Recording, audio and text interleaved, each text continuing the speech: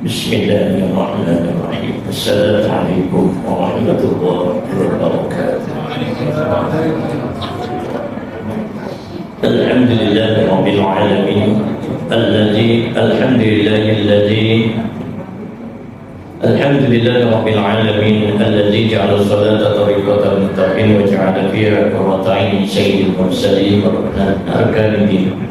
Wassalatu wassalamu ala sayyidina Muhammad rasul rabbil alamin wa syafi'il muznimin wa ala alihi wa ashabihi wa ikhwatihi al-tajirin salatan wa salaman daimain ila yaumiddin.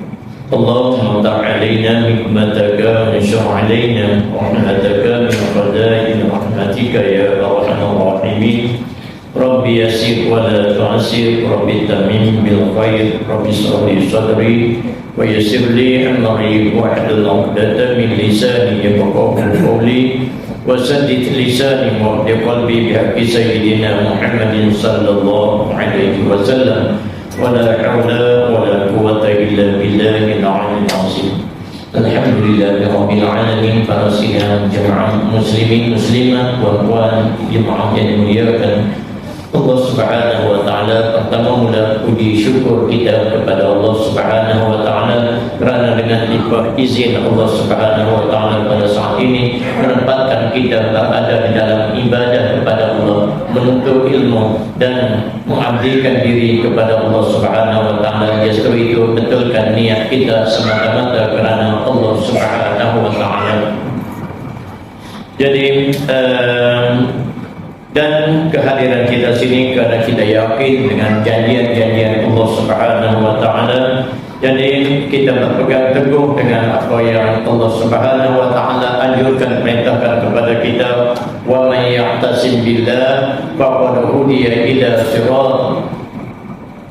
siratin mustaqim. Barang siapa yang berpegang teguh dengan Allah Subhanahu wa taala, faqad hudiya ila siratin mustaqim, maka dia adalah di atas petunjuk, di atas jalan yang benar, maka dia mendapat petunjuk, telah diberi petunjuk seseorang itu ila siratin mustaqim, kepada jalan-jalan yang lurus.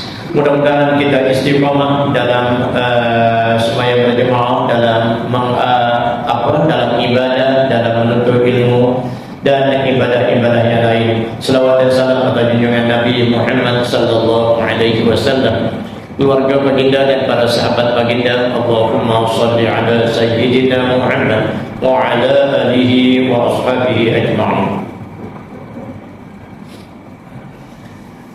Pada pelajaran kita yang lepas berkenaan dengan ta'rif berkenaan dengan ahli tasawuf, kerana ada beberapa tanda pada percakapan, pada lisan, pada perbuatan dan amalan-amalan mereka. Pada malam ini kita bicarakan berkenaan dengan bermula makna makam. Kat situ kan? Tidak ada bajuran wajib. Bismillahirrahmanirrahim. Qala musannif rahimahullahu taala anhu, kata pengarang kita Syekh Husain Nasir, bermula makna maqam yaitu nama bagi tiap-tiap pangkat yang berhenti orang yang salik itu padanya pada pangkat tersebut. Bermula makna maqam yaitu nama bagi tiap-tiap pangkat. Kita panggil apa dia? Level. Kita panggil ranking dia. Yang berhenti. Yang berhenti ini yang menjadi station ataupun yang menepati, yang duduk di atas orang, duduk pada orang-orang yang salik itu.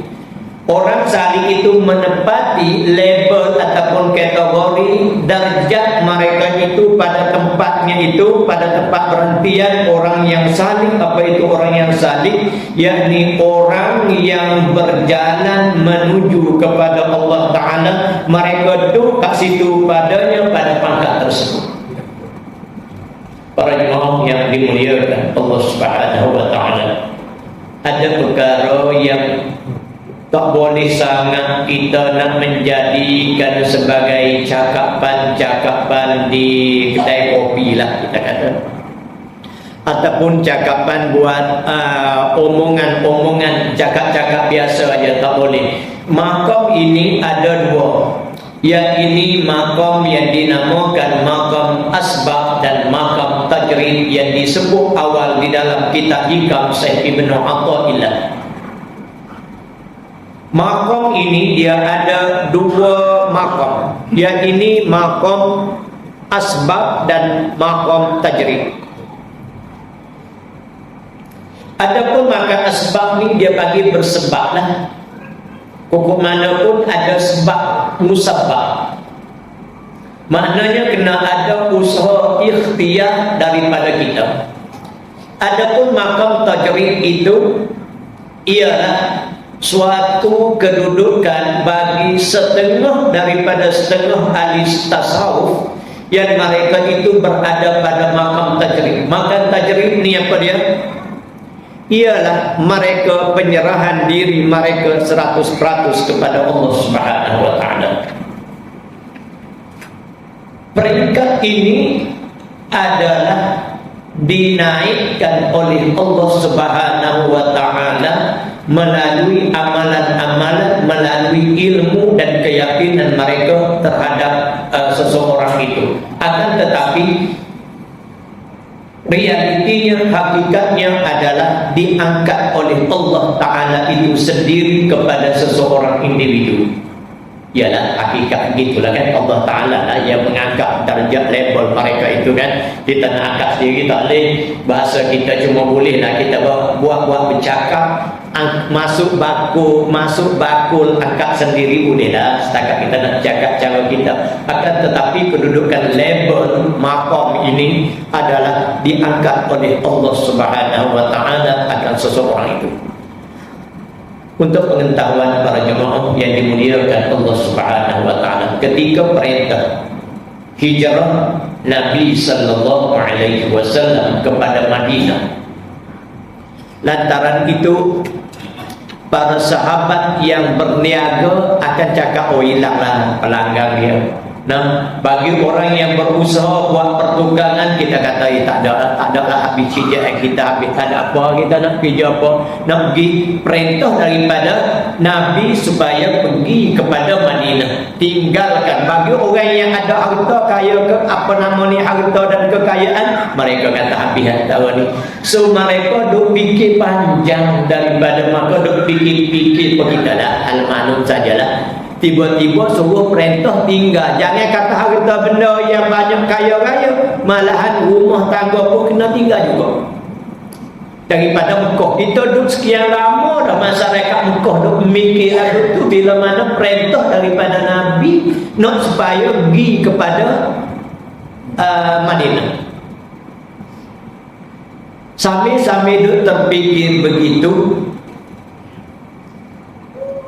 maka Allah Ta'ala menurunkan akan ayat, wala tulku bi aydikum ila tahlukah.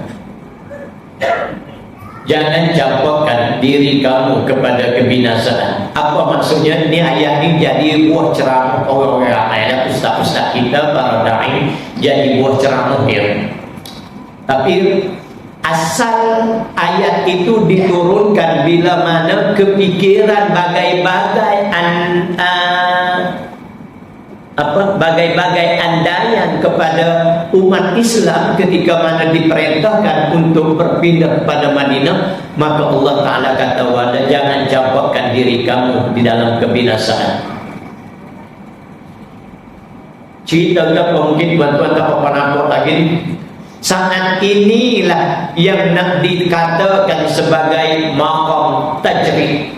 Saat Allah Ta'ala menurunkan ayat itu, mereka para orang mukmin, para sahabat radhiyallahu ta'ala anhum akur dan tak apalah, kita serah pada Allah Ta'ala lah tentang urusan makan minum, kehidupan, kekayaan, rumah tangga, kita panggil perniagaan, bisnes segala macam.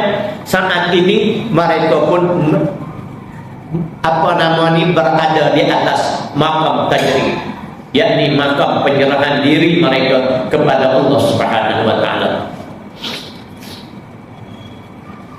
Tuan-tuan hadirin para jemaah, apa yang diperintahkan di dalam perpindahan tersebut, di antaranya perpindahan itu sendiri yang kita sebut sebagai hijrah. Di dalam hijrah itu juga apa yang diperintahkan oleh Allah Subhanahu wa taala, menuntut ilmu, belajar tingkatkan lagi akan keimanan dan ibadah-ibadah. Kerana apa? Di Mekah mereka diterapkan dengan nilai-nilai tauhid kepada Allah Subhanahu wa taala. Bila mana di Madinah mereka membina akan pengajian dan ilmiah tentang ibadah-ibadah kepada Allah taala pula. Maknanya ke Madinah mengajilah untuk meningkatkan kekuatan rohani dan jasmani mereka dengan amal ibadah. Dan juga pergi ke Madinah adalah untuk mereka itu berdakwah dan membina kehidupan di sana. Jadi saat itu mereka adalah terdiri daripada orang yang diangkat label oleh Allah Ta'ala daripada makam asbab, yang mana mereka kata nak makan minum lagu mana kita orang niaga ni, pendapatan kita atas niaganya. Pada saat itu mereka bila mana didatangkan dengan ayat Allah Ta'ala, wala tulqu bi'aidikum ila tahlukah, tak ingat dah ayat berapa, 108 berapa, surah Al-Baqarah berapa, tak ingat dah ayat berapa. Maka mereka pun akur itu adalah label mereka itu makam tajrid. Kita pun ada juga lah sipi-sipi kena, yang mana tuan-tuan mari duduk sini adalah diangkat oleh Allah Subhanahu wa taala duduk dalam majlis ilmu. Mereka para sahabat radhiyallahu taala anhum, mereka juga diangkat oleh Allah taala berada dalam majlis ilmu di dalam hijrah Nabi sallallahu alaihi wasallam Mekah kepada Madinah. Dan kita juga adalah hijrah kecil ialah kita daripada rumah menempati duduk di masjid ni. Hijrah juga adalah berpindah juga, patut kita di rumah kita. Nah, kita tinggalkan urusan kehidupan, ada sedikit makan tajrid yang mana kita tak perlu nak usaha lah mana kita kata. Ada setengah makan tajrid ni dia terlepas daripada usaha yang kita sendiri usahakan, melainkan Allah Subhanahu wa taala angkat. Kita pun hakikatnya, realitinya adalah diangkat oleh Allah Subhanahu wa taala. Subhanallah, dia punya ada makam tajrid.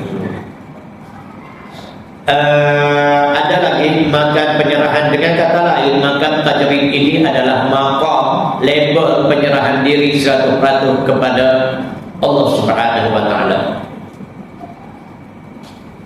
Walaupun berbagai kalangan para sahabat yang bertanya kepada Nabi tentang ibadah-ibadah, ada yang Nabi larang mereka itu beribadah terlalu banyak kepada Allah Ta'ala pun ada juga. Apa ceritanya sini adalah yang kadang-kadang tergantung kepada label seseorang itu. Ada Nabi tak larang para sahabat menyerahkan diri kepada Allah Ta'ala, yakni mendirikan ibadah semata-mata kepada Allah Ta'ala. Kalangan ahli sufi yang beribadah di serambi masjid Nabi. Ada yang sahabat bertanya kepada Nabi, berkata kepada Nabi, menceritakan, aku malam tadi aku beribadah sampai tak tidur. Nabi kata, dirikan hokmu juga, kamu kena tidur juga. Nabi larang jangan buat ibadah itu. Ini yang dikatakan yang awsatuha, pertengahan tu. Khairu umuri awsatuha, sebaik-baik pekerjaan itu adalah pertengahan. Ini tergantung kepada individu. So kita tak boleh nak guna ayat ini sebagai umum. Sebaik-baik pekerjaan itu adalah pertengahan. Pekerjaan apa? Pekerjaan yang mana kebanyakannya adalah daripada sudut pekerjaan dunia. Siapa kata boleh buat ibadat, siapa tak boleh lagi surau. Inilah yang menyebabkan Nabi kata sebaik-baik pekerjaan itu adalah pertengahan. Akan tetapi dalam ibadat ada para sahabat yang Nabi tak larang mereka itu beribadat yang begitu lama. Siapa tengok para Abu Darda kan, yang mana mereka beribadat berada di dataran Kaabah itu selama 40 hari tanpa dia makan, cuma dia minum aja. Sampai Nabi bertanya, wahai Abu Darda, mu duduk di dataran Kaabah ni, siapa bagi makan? Dia kata tak ada orang bagi makan seorang aku, melainkan bila mana aku dahaga, aku minum air zam-zam saja. Katanya beliau, katanya kepada Nabi SAW. Jadi tergantung kepada label seseorang itu. Nabi tengok, ada kadanya Nabi larang. Ada bila mana sahabat kata, aku tak makan, aku siang tak makan. Nabi tanya kenapa? Kerana setiap hari daripada siang aku berpuasa. Nabi larang, jangan puasa lagi itu memadai untuk puasa, sehari berbuka, sehari berpuasa. Ada kalanya gitu. Jadi apa yang maksud di sini ialah ada beberapa label, darjat, martabat, kategori orang yang Nabi larang, ada yang Nabi tak larang dalam ibadah kepada Allah Subhanahu wa taala. Para jemaah yang dimuliakan Allah Subhanahu wa taala, jadi sedikit yang saya terangkan berkenaan dengan makam yang diambil sebahagiannya daripada ringkasan kitab Hikam Syekh Ibnu Athaillah. Jadi fahamlah bahawa makam-makam ini adalah labelnya, label kedudukan mereka itu para sahabat ataupun para orang yang salih. Apabila bersungguh-sungguh berjalan kepada Tuhannya, nescaya akan diputuskan segala alam. Orang yang salih kepada Allah, apabila dia berjalan kepada Allah Subhanahu wa taala, maka akan diputuskan alam. Diputuskan ini makhluk-makhluk ni sehingga sampai kepada Tuhan mereka itu.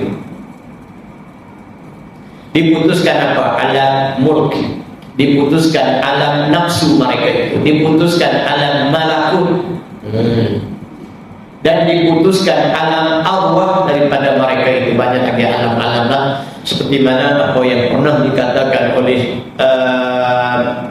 Abu Yazid Al-Bustami, kan? Apa yang pernah dikata oleh Abu Yazid, Abu Yazid mengatakan, dengan tatapan pasti aku memandang Allah Subhanahu wa taala. Akan tatap, maknanya dengan tatapan, maknanya dengan hati sungguh-sungguh, pasti aku akan memandang Allah Subhanahu wa taala, katanya Abu Yazid Bastami. Setelah apa? Bila kita dapat memandang kepada Allah Subhanahu wa taala, tatapan memandang di sini ialah memandang dengan musyahadah kepada Allah Subhanahu wa taala. Setelah ia membebaskan diri aku daripada semua makhluk-makhluknya. Hal ini terlalu indah bagi kita untuk kita juga menyelami sama dalam perkataan Abu Yazid Al-Bastami. Kita pasti akan memandang dengan musyahadah akan Allah Subhanahu wa taala. Setelah ia Allah taala membebaskan kita, diri kita dan diri aku, kata dia, dari semua makhluk. Comel sebenarnya ayat dan perkataan ini. kita lari, kita tak tercapai memandang musyahadah akan Allah Subhanahu wa taala. Kerana apa? Cerminan mata hati kita masih lagi terlekat kepada makhluk-makhluk Allah taala, menyebabkan kita tidak kesampaian kepada memandang akan musyahadah akan Allah Subhanahu wa taala. Dulu awal-awal dulu kita kalau tengok hujan yang turun, maka kita akan kata hujan. Kenapa kata hujan? Kerana masih lagi kita memandang kepada makhluk. Kita tidak bebas lagi pandangan mata hati kita kepada makhluk, sebab itu kita tak mencapai musyahadah kepada Allah. Kalau kita memandang sekurang-kurang hujan itu adalah af'al Allah, perbuatan Allah, sudah pasti ada juga sikit sebanyak kita mengenal akan Allah Ta'ala. Ada sikit sebanyak kita mengingat akan Allah Subhanahu wa Ta'ala. Sama tuan-tuan di sini, saya suka juga sebut karena mudah untuk kita. Kita duduk di sini, jangan pandang ini adalah kerana kita, ini adalah diri kita. Pandanglah diri adalah perbuatan daripada Allah Subhanahu wa Ta'ala. Tuan-tuan akan memandang dan musyahadah akan Allah Subhanahu wa Ta'ala pada saat ini.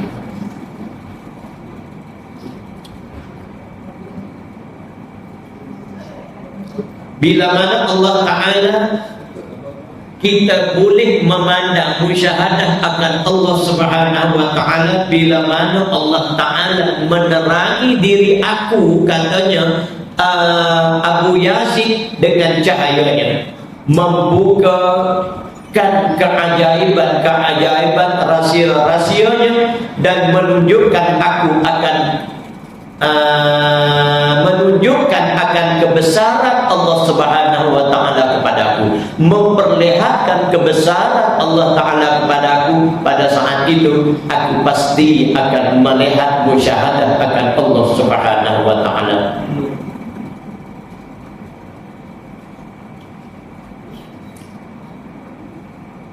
Jadi para jemaah yang dimuliakan Allah Subhanahu wa Ta'ala, cakapan-cakapan itu juga sebagian daripada yang lepaskan kita menyatakan tentang beberapa kelakuan lisan daripada ahli tasawuf, memperlihatkan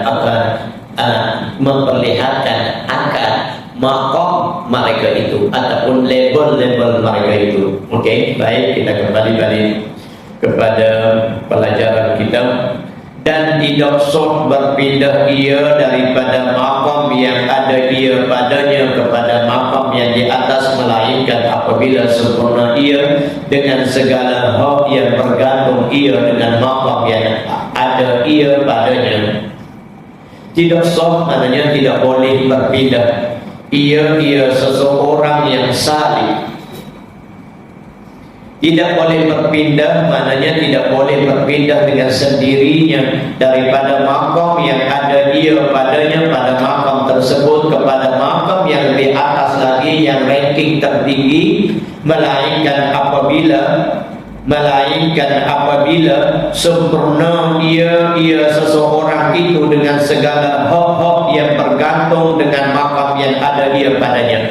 Dia kena menyempurnakan akan hak-hak makam seseorang itu kepada di dalam ibadah dia kepada Allah Subhanahu wa Ta'ala. Dia kena menyempurnakan. Seperti kita lah bagaimana kalau dalam apa nama ni, macam peperiksaan, kita mesti kena ambil helaian apa nama ni, bahagian pepon ni dulu, pepon ni baru boleh kepada sekian makin naik gitu. Jadi kena sempurna satu makam kepada satu makam yang membolehkan yang tidak dibenarkan dia berpindah, melainkan ia menyempurnakan makam-makam yang tertentu dulu pada kedudukan asal dia. Tuan-tuan hadirin, kita ni tak tahu makam apa ni kita di makam. Sekurang-kurangnya kita nak naik makam kita ni, para jemaah sekalian, mungkin kita kata tidak ada cita-cita sangatlah kita, kerana kita bukan orang yang salih. Kebanyakan daripada kita mungkin ada di kalangan kita yang mana saya sendiri pun saya tak tahu, ada di antara di kalangan kita ni yang berusaha untuk meningkatkan kedudukan. Sekurang-kurangnya katakanlah untuk istighfar kepada Allah Subhanahu wa taala sehari-hari yang kurang-kurangnya kita kata 100 kali ke.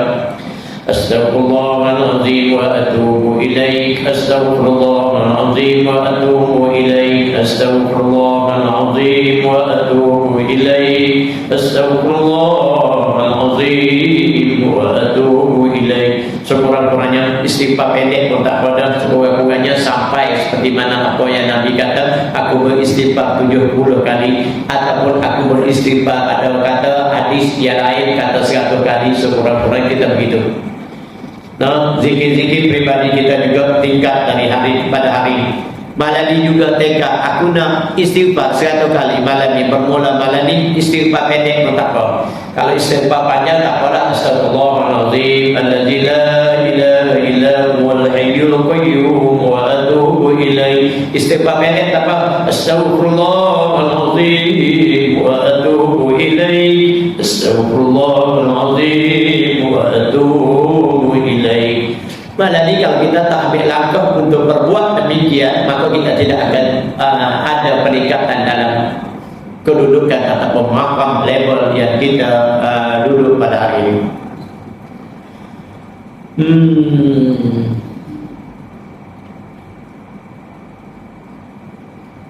Dan kita dalam ibadah kepada Allah Subhanahu wa taala semua juga di dalam cetusan Allah Ta'ala kepada diri kita, dan kecenderungan kita juga untuk kita usahakan bila mana memiliki cahaya hati kita menuju kepada Allah Ta'ala, mu akan tawajuh ni berhadap dirimu kepada Allah Subhanahu wa Ta'ala. Pandanganmu, perkataanmu dan hal-halmu juga akan terarah kepada Allah Subhanahu wa Ta'ala. Kita tidak biasa-biasa tengok tilik perhati kepada diri kita juga. Mudah-mudahan kita semua tawajuh terhadap diri kita kepada Allah Subhanahu wa taala. Bandingan dia seperti orang yang tiada sempurna ia dengan segala haknya, maqam qanaah. Orang yang tak sempurna lagi kedudukan dia pada maqam qanaah. Maqam qanaah ni apa itu qanaah? Rasa memadai dengan apa yang kita ada. Maqam qanaah ni memadai dengan apa yang kita ada. Qanaah ni masih lagi dia di dalam berusaha. Tetapi usaha kita dapat dan kita rasa cukup dah, boleh dah, memadai dah. Dan apa itu memadai dalam bahasa yang lain kita panggil kita rela. Kita rela.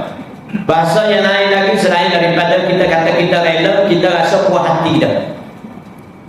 Dengan apa ni? Dengan perkara-perkara yang berkaitan dengan dunia kita. Kenapa kita sabitkan dengan perkara-perkara dunia? Kerana bila mana kita tak selesai urusan dunia kita, kita tak boleh nak melangkah menuju kepada akhirat.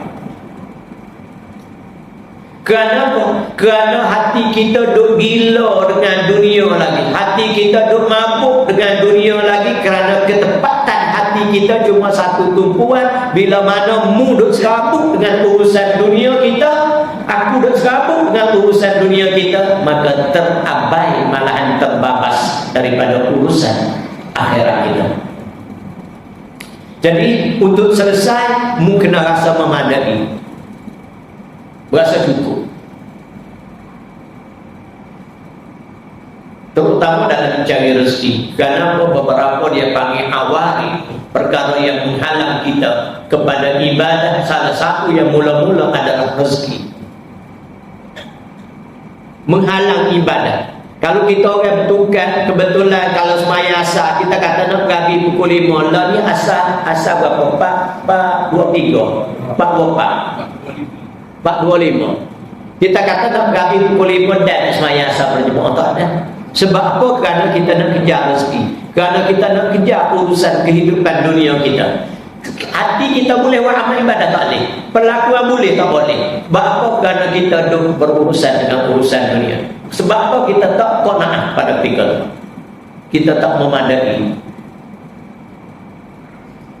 Begitu juga dengan cari rezeki lah, orang berjual apa-apa, bila mana kita tidak qanaah memadai. Cari rezeki, kita pergi kata apa-apa ke laut apa-apa, kita kalau rasa tak cukup, menyebabkan kita jadi banyak masa kita duk bekerja dengan urusan-urusan keduniaan, kita mencari rezeki, menyebabkan kita banyak ketinggalan dalam ibadah. Puncanya apa? Kerana kita tidak ada qanaah. Qanaah ni ialah memadai dengan apa yang ada dan kita berasa cukup. Kalau ni juga menjadi suatu yang indah pada hati seseorang yang Allah Subhanahu Wa Taala campurkan qanaah dalam diri dia.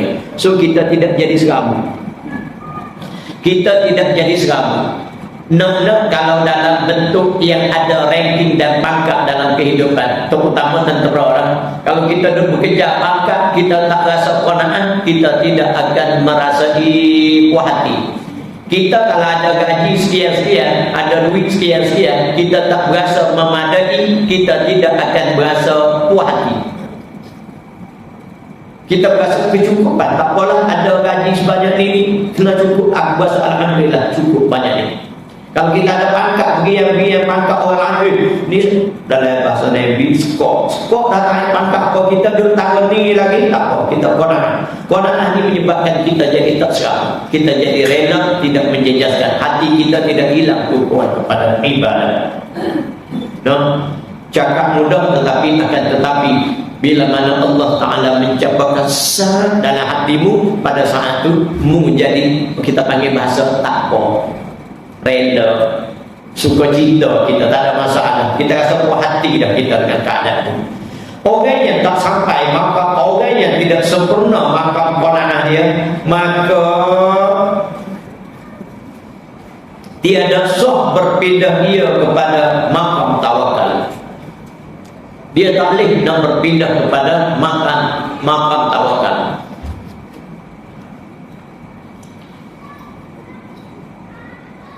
Tawakal yang dia merasai kita panggil apa? Berserah diri kepada Allah Subhanahu Wa Taala. Tawakal berserah diri kepada Allah Subhanahu Wa Taala. Malahan bersabar pada yang tiada. Tawakal benda yang tak ada, kita boleh bersabar, boleh menahan diri dengan apa yang tidak ada. Payah juga ni, benda yang tak ada tu kita nak cari biar ada. Kalau kemewahan, orang lain ada belakang, kita pun nak cari juga kemewahan. Ini sulit juga untuk kita adaptasikan di dalam diri kita. Kita nak realisasikan di dalam kehidupan kita. Maka tawakal. Jadi dia tak boleh, orang yang tidak sempurna makam qanaah, maka dia tidak boleh berpindah kepada makam tawakal. Qanaah ni gini, kalau dalam bab cari rezeki, setakat kita ada ni cukup dah. Dalam bab makan minum, kita kata tak apa, tahun ni pun cukup dah. Belajar kita kata macam apa dalam bab makan, kita ambil segenggam sekepal gini pun tak apa, cukup dah. Kerana kita nak menyempurnakan kedudukan kita yang dinamakan sebagai qanaah. Payah juga. Ada saya cerita dengan dalam kita cerita bab qanaah atau memakai sikit ni, dia kata nanti tak larang angkat galah sawit 32 kaki. Dia kata, ustaz, kalau kami makan segenggam gini dia ya, tak larang angkat galah sawit 32 kaki, kemudian nak bergantung pula di galah tu, nak kait sawit. Dia kata tak mampu kami, ustaz. Dia kata mana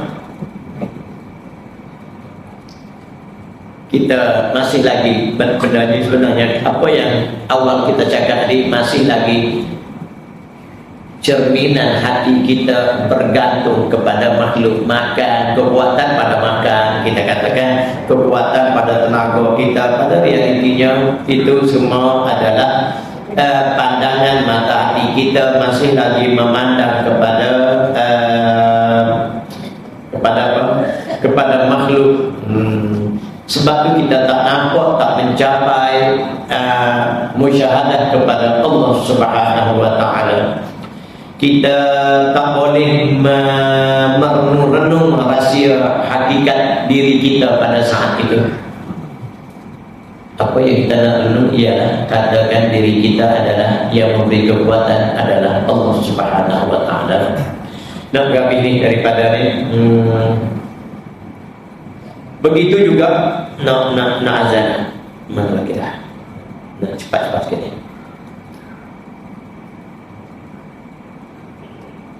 Hilang.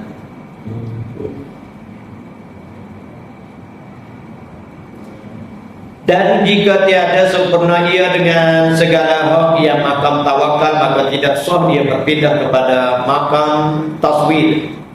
Taswid ini menyerah diri tanpa kuasa. Menyerah diri tanpa kuasa. Kalau dalam bab tasawuf, tak apa kita menyerahkan diri kepada Allah Ta'ala tanpa kuasa apa-apa. Kalau dalam tauhid tak boleh, sebab nanti salah tanggap pula. Nanti salah tanggap pula. Kita tak ada, sehingga kan tak ada kuasa apa-apa. Menyerah diri tanpa kuasa apa-apa, maknanya kalau marah pun tak marah. Contohnya, tak kira lah. Maknanya serah diri pada Allah Ta'ala tanpa ada apa-apa pun. Dan taslim ini juga menyerah diri kepada Allah Ta'ala. Sehingga demikianlah pada tiap-tiap makam, maknanya tidak boleh berpindah dari satu makam kepada makam yang lain tanpa menyempurnakan makam yang di bawah, baru naik kepada makam di atas. Bermula makna hal, dan setengah daripadanya beberapa tanda-tanda atau alamat-alamat pada ahli salih ataupun ahli tasawuf itu lafaz yang menunjuki dia atas hal mereka itu. Hal mereka ini kita panggil apa? Di atas kelakuan mereka, gerak-geri mereka itu. Dari apa yang kita nak kata hal ni, hal mereka itu seperti perkataan mereka itu. Lagi apa lagi? Hal-hal, kelakuan mereka itu. Nanti kita bincang pada pembicaraan yang akan datang lagi lah. Jadi martabat ini adalah kita ukurkan melalui pengamalan ataupun kelakuan ibadah mereka kepada Allah Subhanahu wa taala.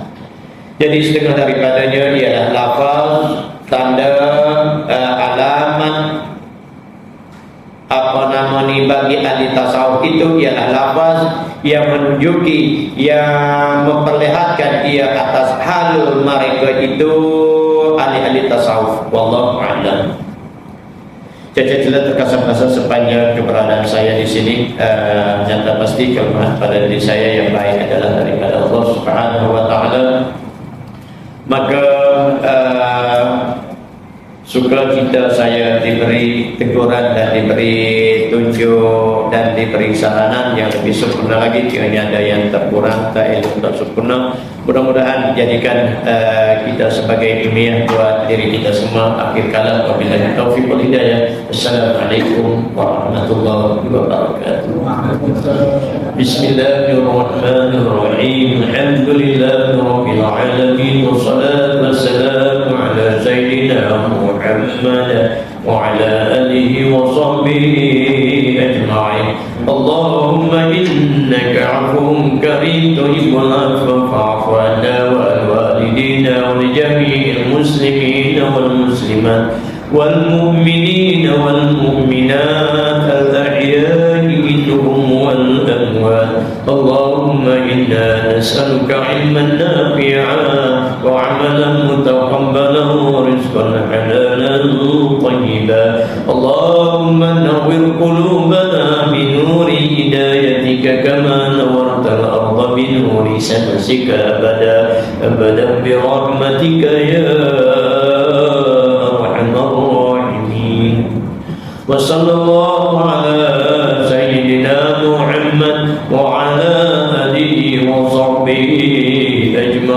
والحمد لله رب العالمين.